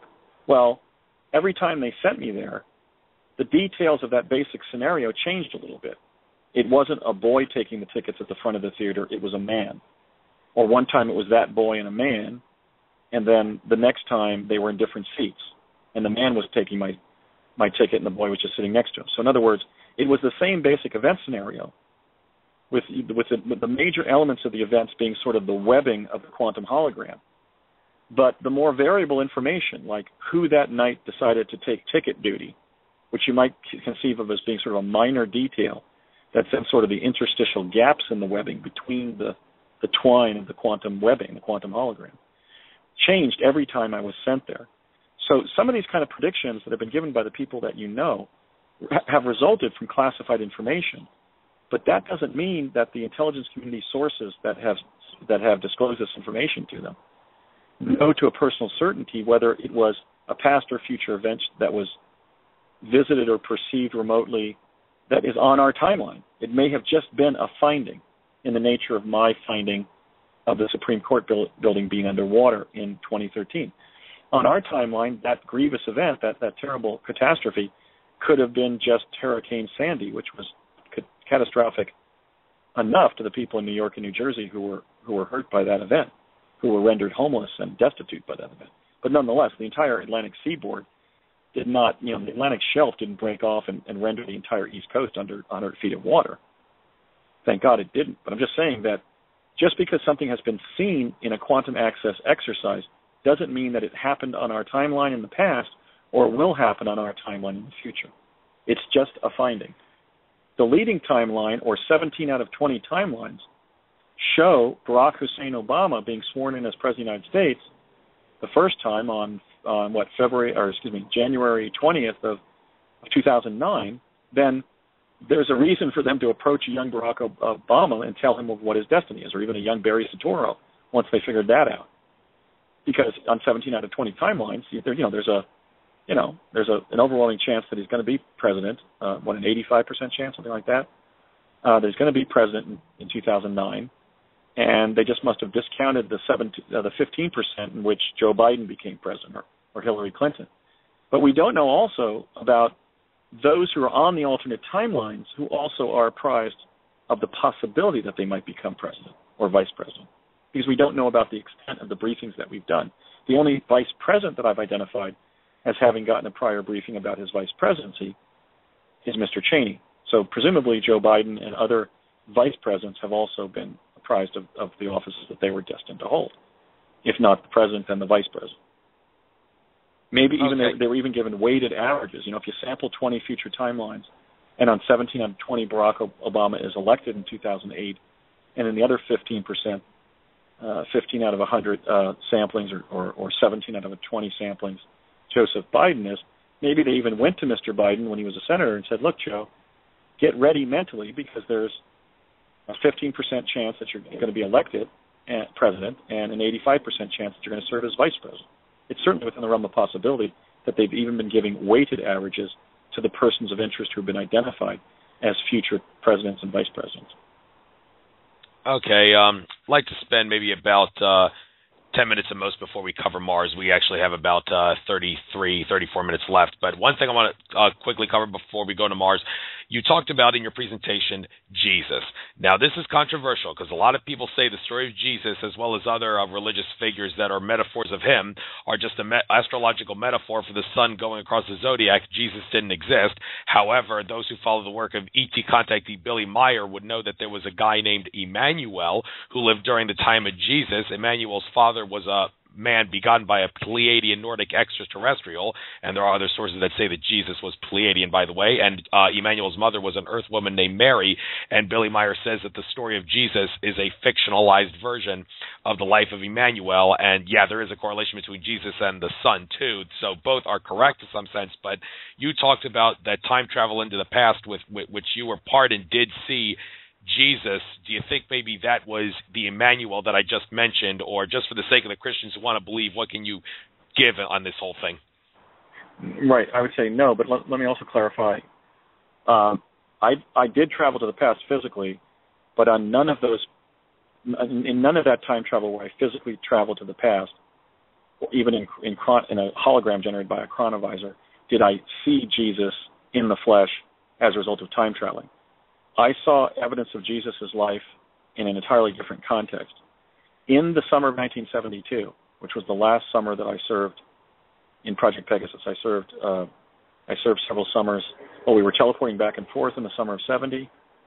I spent a summer in 1971 living with my father in Albuquerque, and then we were we were teleported back to the afternoon of the day we had left in New Jersey, so that summer disappeared and was unprovable as having taken place. Then in the fall of 71, we jumped forward in time via teleporter and accessed the beginning and then the whole summer of 73, and then jumped back to fall of 71. And that was the incident where my mother received a call 3 weeks after we returned back to New Jersey that I had placed from New Mexico 3 weeks into our stay there in 1973, which was in itself a paranormal event because we dropped the house in November and the phone number in November of 72. So I don't know how we cut through from summer of 73 to fall of 71, so that I actually spoke with my mother on the telephone as she was looking down at me in the rec room from the kitchen. And then after spending that summer of 73, having accessed it from fall of 71, my father and I spent in real time again the summer of 72 in New Mexico, and then jumped back to the beginning of that summer of 72. So just like summer of 71, that summer disappeared. Okay. During that last summer, the last one in real time, the one that right before I was just summarily kicked out of the project like all the other kids, we were just shoved off deck, right? Because that's what they do in these black projects. You just get to a certain point of involvement, and then they say, please leave. We're not going to be coming anymore. We're not going to be having any more project activities. If anybody asks us whether you're ever in the project, we're going to say the project didn't exist and we never worked with you. You're not going to be able to prove that you were in the project, so just live with it and be thankful that you had such an interesting set of experiences. Okay, so we had that in the beginning of summer of 72, but then myself and several other kids were kept on, ultimately leaving the project at the end of the summer of 72. During that summer in New Mexico, where my father and I then lived in the rental house in White Rock, New Mexico, that we had already summer sublet and lived in, by our reckoning, in real time, in the summer of 1973. We're now living it in the summer of 72, after we had stayed it in the future in 1973. My dad invited his old friend Connie Chavez, a woman that at one point he was going to propose marriage to, and his number 5 child, myself, who he had brought into this black project, for one of the periodic sort of treats that were given to people in the project. We were basically being given occasionally the privilege to do or to see something very special. And so he took us to a meeting of about 20 project people at a room at the Sandia National Labs in Sandia, New Mexico, outside of Albuquerque, that was about as big as a room that you might use in a high school to show a 16-millimeter documentary to, let's say, 2 classes of high school students. Maybe a room that was about, 40 by 80, or maybe 30 by 60. We sat there for 20 minutes and watched a black and white 16-millimeter film of the hologram that a chronovisor had been propagated by my father and his team at Sandia that summer, showing several scenes in the life, the ministry of Jesus of Nazareth, and then his crucifixion. The scenes were occasionally blurry because they were filming a hologram, and so there were electro-optical effects that weren't suitable to filming in 16-millimeter black and white. So sometimes they looked like there was rain pouring through the scene or scratch marks on the film, and at other times it was crystal clear. And there was no way that anybody in the room could believe otherwise than that it was not a Hollywood production, because a man was truly suffering to death in extremis after being crucified through the wrists and hanging there in a way that, let me tell you, it is a miserable death. It actually results from asphyxiation, from the lungs and the chest cavity collapsing from your own weight. And crucifixion victims will be in this extremis for hours. So it's a hideous way to bring about a person's death, especially somebody that, as a Catholic Sunday school student, I knew as God's Son, as the Prince of Peace, Jesus Christ. Okay. So there was a bias among some of the attendees. My father and I were not only Roman Catholics, but Mary Constance Chavez, born on April 28th of 1928 in Old Town Albuquerque, New Mexico, was such a devout Catholic that she spent her entire life, before dying from diabetes at age 53 in 1981, literally volunteering every day to do something to improve the lives of the nuns who resided at the San Felipe de Neri Church there in Old Town Albuquerque, New Mexico, the one that goes back to 1706. And so I'm saying, yes, there were some devout Roman Catholics watching. But in this DARPA-directed project, or these, nuclear engineers and their wives and girlfriends and children and so forth who were invited to this privilege of seeing the crucifixion of Jesus, were not all Catholic, and indeed some of them were Jewish, and not all of them were Christians, among those who were Gentiles. And everybody in the room knew what they were looking at, from just a basic popular understanding of what happens in 3 of the 4 Gospels to Jesus upon his death. Many small details cohered, from the fact that it wasn't a cruciform object, it was like a tree that had been pruned with a small 2x4 across it, that the crown of thorns was about the size of a motorcycle helmet, that Jesus had dark hair and a dark brown beard, or brown-looking beard, and aquiline features. He sort of looked like a gaunt, aquiline-nosed British man with a kind of a Mediterranean coloration, even like an early Bruce Springsteen. I mentioned on Coast how he sort of had droopy eyes like Sylvester Stallone, so he looked kind of Spanish or even Italian. In other words, he didn't look Jewish. He certainly looked more like a Gentile of our own time, which is sort of ethnically curious. He certainly didn't look like the man in the Shroud of Turin, who had very bulky features, very older, sort of solid facial features, who I think, in fact, depicts Leonardo da Vinci depicting himself in the Shroud of Turin. But in any case, what we were witnessing was so horrific and so genuine that we all knew that it could not have been a hoax, basically a production of a great filmmaker of some kind. And it also cohered very closely to the New Testament depictions of Jesus' his execution and death. Now, I also can share the fact that when we left that viewing, Connie had been hiding her face from even looking at the crucifixion of somebody that she viewed as her Lord and Savior. And so when we got out of the viewing, my dad said, "Connie, I don't know why you're acting like that." I mean, I've described how I felt. I felt that evil was in the room and was swarming like a horn of wasps or hornets right in the middle of the room. In other words, I felt like I could barely look at the screen because the Prince of Peace was being murdered in a brutal way, in an unspeakably brutal and vicious way. So I was disturbed as a 10-and-a-half-year-old viewing this, almost an 11-year-old. But Connie was beside herself. She was hiding, unable to look at the screen. So my dad stopped outside the door, maybe 10, 20 feet beyond the door of the room, and said, "Connie, I don't know why you're acting like that." And she said, "What do you mean, Ray? They were crucifying my Lord." And he says, "Yes, they were, but we know what happens." And he said, and this is a direct quote, my father said, "My team also got footage of Jesus' resurrection. You have nothing to worry about." And Connie, being a believer in the sanctity of Jesus, the divinity of Jesus, said, "You did get that, Ray? What did you see?" And he said, "We also saw what's depicted in Scripture. There's a flash in the crypt. Jesus stands up. 2 angels appear that look like human beings, and they help him push the stone away from the crypt, and he walks out of the crypt." Okay, now, I'm not sharing this data to proselytize other people and make them believe my belief that Jesus was who he said he was, namely the Son of a Creator God, and that he did actually resurrect upon his mortal death as a human being, which I also believe because I believe my father's veracity as a human being and as a devout Catholic. But that is namely my father as a devout Catholic making that claim. But I'm simply sharing what happened. And actually, from my position, the operative issue is not whether or not Jesus existed. It's not whether or not he was the Son of God, the Savior of the human race, the Savior of I or thou. The real historical issue, because ultimately we will die and our lives will pan out in whatever way that they're destined or that we choose to decide how they will pan out.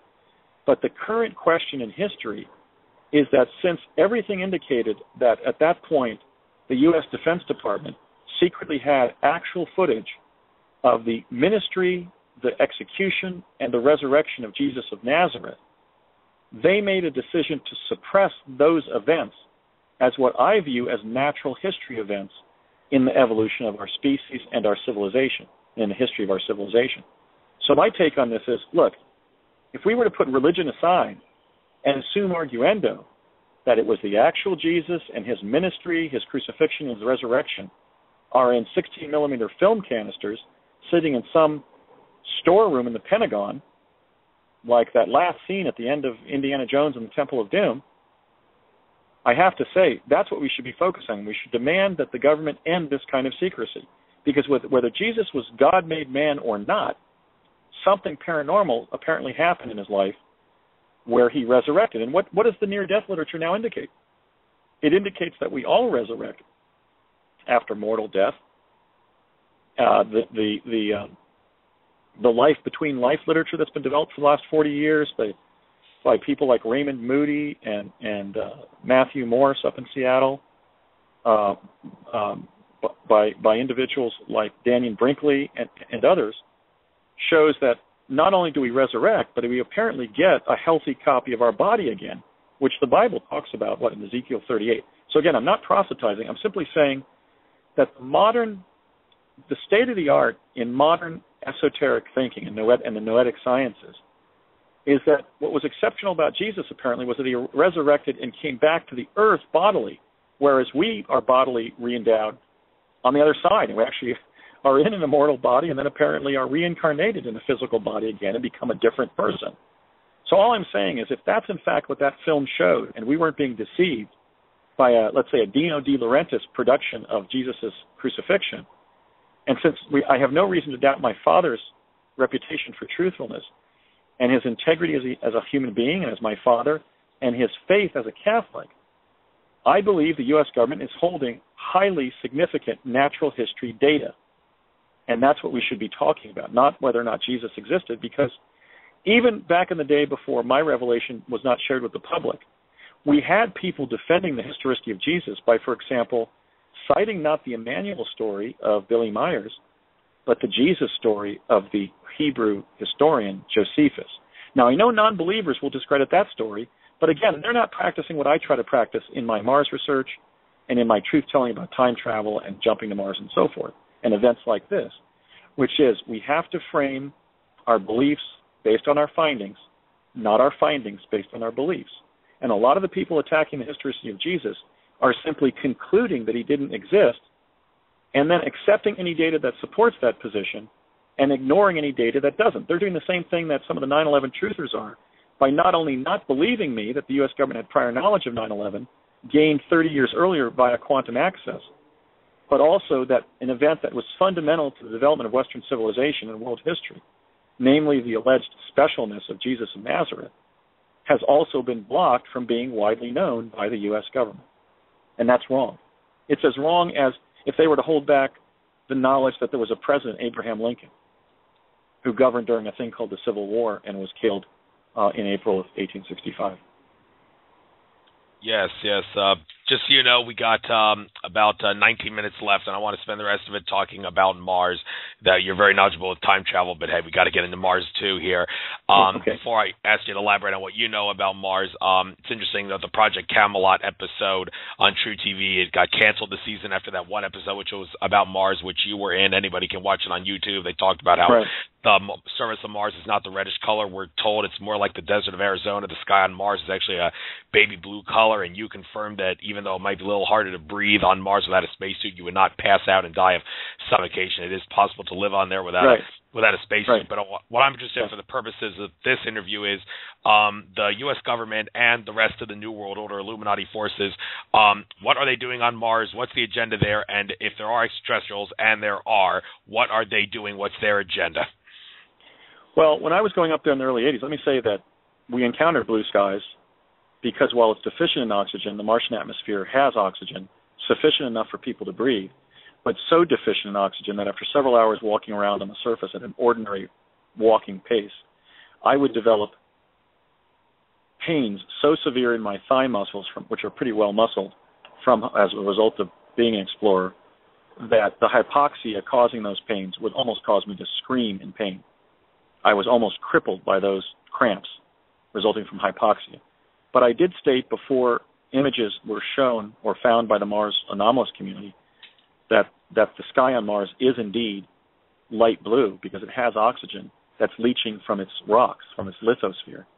And oxygen is a clear gas that refracts blue. That's why the sky on Earth is blue, not because of our 71% of the surface of our planet that's covered by ocean, by blue ocean, but because of the high oxygen content in our atmosphere. our skies refract blue, and so it is on Mars.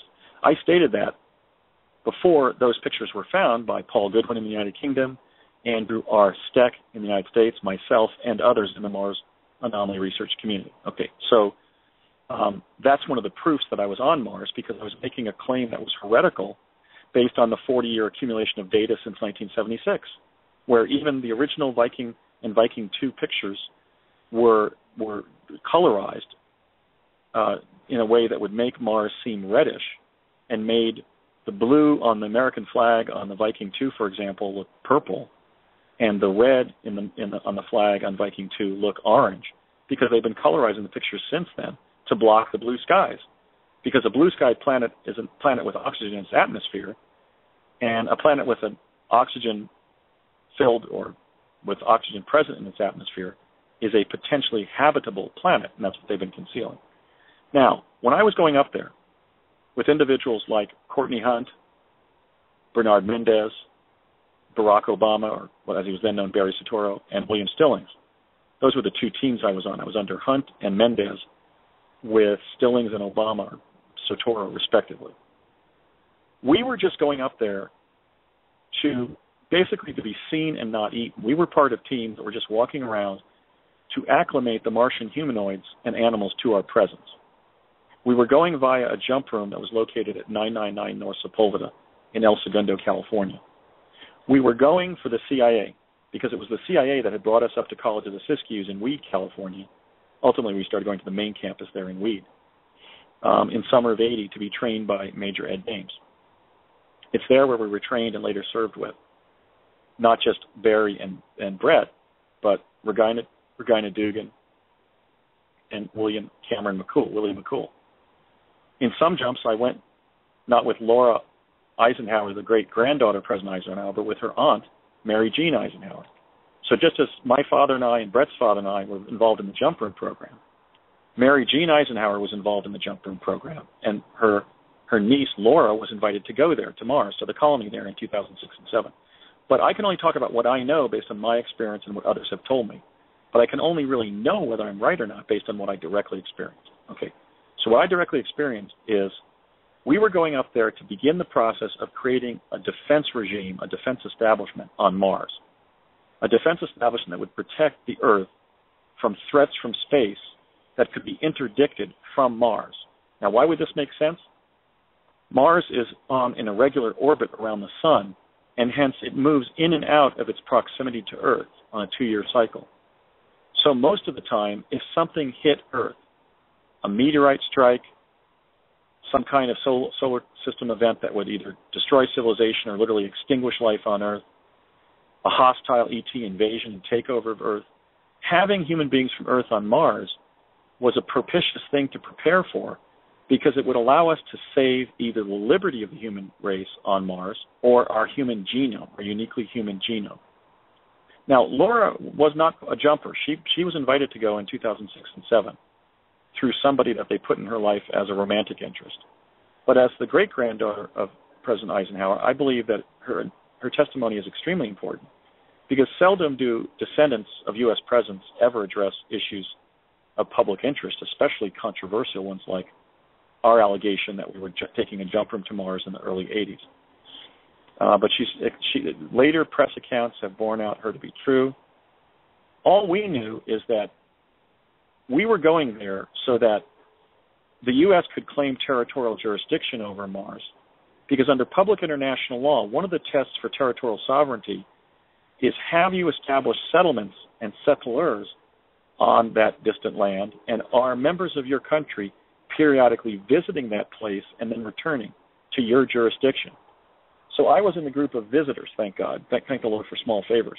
I was just going up periodically. I went up about 40 times between when I first went by myself in July of 81 and my last jump in May of 84 with my father and a handful of some of the most principal people I knew during the program: Courtney Hunt, William Stillings, Thomas Stillings, Bernard Mendez, and others. Regina Dugan, I think, was on that jump. So we were going there because we were told that we were there to establish a defense posture, we were there to acclimate the locals, and we were there to create that pattern of visitation so that if the U.S. government had to assert at the level of public international diplomacy its right to claim Mars, then they could cite our periodic visits. Now, as an attorney and somebody in the truth movement, but certainly as a matter of first orientation and reality, I'm a practicing lawyer. Alfred is also a lawyer, non-practicing, but it's our position as colleagues and as Mars specialists, as exopoliticians, that this would have violated or will violate the space treaty to claim territorial jurisdiction over Mars. Under international environmental law, it will also impose the externalities of our visits, our exploration, our settlements, and even indeed our colonization of Mars, with the untoward effects of those things by our Earth civilization. So because we believe that this planet does not belong to Earthlings, it belongs to Martians, and just as we would protect the planetary sovereignty of our own planet, because the space treaty exists as well as the settled opinion of humankind on Earth, that we have to bring this information out because we have to prevent the colonization of Mars by the United States of America or any other world government. And in a specific sense, Laura and I issued a public declaration on the existence of the Jump Room program and on the existence of the secret colonies there that she was invited to join, along with her two twin boys who were then 10 years of age, because Mars belongs to the Martians, and even in the selection of visitors, they weren't respecting the diversity of the human genome on Earth. For example, we had one black jumper out of 10 trainees, Barry Soetoro, namely Mr. Obama. But Laura knew from what was being discussed with her, and I could verify, that there was a very white American middle-class constituency to the visitors and the settlers. So presumably the colonists were also being selected on, for lack of a better word, a white supremacist basis. And that would jeopardize the human genome if Mars became the harbinger of our human genome, because it would lack the genetic diversity of the human race on Earth. So these are some of the ethical issues for why Alfred and Laura and I have spoken out. And I salute both of them, as well as Bernie and Brett, for speaking out, because here we have 5 Americans who have literally spoken truth to power and prevented potentially a genetic disaster involving the human race, which is that the human genome would be carried on Mars if Earth were destroyed, or if life on Earth were destroyed and ended, just based on the genetic diversity of Caucasian Americans. And look, 22% of our surnames are German, so that we would have a very sort of Middle European bias on that survival population if we don't act more intelligently and make that colony, or at least that outpost on Mars, if the Martians permit it, for example, for us to be there, representative of the diversity of the whole glorious human race on Earth. Okay, and these Martians, you talked about how they are of a bald-headed. They sort of look like Dr. Evil of sorts, and you said a lot of bald-headed figures in pop culture are symbolic of the Martians. And there's actually 5 types, but there's 3 like us. Yes, interestingly, a couple of things to point out. Lissa Royal Holt, ET contactee, said that Pleiadian extraterrestrials have colonized Mars in the past, and also Bob Dean, NASA whistleblower, he subscribes to the notion that the Anunnaki of Zechariah Sitchin lore, they have also colonized on Mars. Can you confirm or debunk that? You got 7.5 minutes, by the way. Okay. Thanks for letting me talk long, because that's my style, so I really appreciate it today, Andrew. These are complex issues, and I think we have to go long on them. But by the way, Bob Dean, during my talk in my talks in Scottsdale and in Tempe, Arizona, in January 2013, spoke out, voicing his support for the truth of both my time travel account and my Mars account, and then at dinner informed me that he thinks I'm an Anunnaki myself. But I just want to say that publicly, Bob, the great Robert O. Dean, he did speak out publicly in support of my status as a truth teller. So I really will always cherish that from one of the great ufologists in history, and a really a fine individual, Robert O. Dean. But let me say that there are 5 basic typologies that we interacted with, 3 that were humanoid or hominoid, as the anthropologist would say. The first type I named Homo Martis Terris, meaning earthling on Mars, or Earthman on Mars. They are the descendants of our Martian colonists from the time before the solar system catastrophe that took place about 11,500 years ago that ended contact between Earth and its colonists on Mars. They are basically probably so close to us genetically that they could reproduce, they could procreate with us. They are bald and homely, however, because they have been breeding in isolation in a breeding colony that has never gone beyond 1 million individuals. In fact, it's less than that, because that breeding colony also includes the second typology, which I've named Homo martis martis, meaning Mars man on Mars. Those are the more diminutive, spindly-bodied humanoids like us with long heads, pointy ears, long pointy fingers with sharp fingernails, sometime with antennae coming out of the forehead. That led to the Martian meme in modern Earth civilization. You have to take account of the fact that the indigenous form of Martian that was there when we got there in antiquity, in prehistory, during the first civilization that built the Great Pyramid and the Sphinx, we encountered the indigenous Martians who look very much like Martians have been depicted for 70 years by Hollywood and television. Even Ray Walston, as my favorite Martian, had that basic antennae, humanoid, pointy-eared look. The third group look like the gray ETs. They're probably an offshoot of the gray ETs, and I've named them, therefore, Homo martis extraterrestrialis. The other two are sort of not that meaningful to put in the same class. There are Sasquatch-like primates on Mars that we've named Homo martis sasquatchus, and there's a group of Martians that are in the 1/4 to 1 inch range of height that burrow in the soil, and that some of them actually have been killed by our rovers. And I have to credit Dave Beamer for first publishing that data of the casualties of the very tiny Martians by our rover Tires. And I've named them Homo martis de minimis to express the fact that they're very much like, for example, the first type of Martian I mentioned. They have faces and looks that are almost cartoonish in some cases and that vary widely. They're almost like little Smurfs sometimes very much like modern humans. But they're so diminutive that you'd have the chance of seeing them when you're walking across the surface, like you'd be able to pick up, let's say, a small cricket with your eyes. In fact, I never saw one of them when I was on Mars. I may have even stepped on several and led unintendedly to their demise during the 40 or more trips that I took. So that's the fifth type, and that's one of the ones of greatest moral pitch and moment right now because we're there now, and our rovers apparently are killing them just incidentally to our use of the rovers to explore Mars.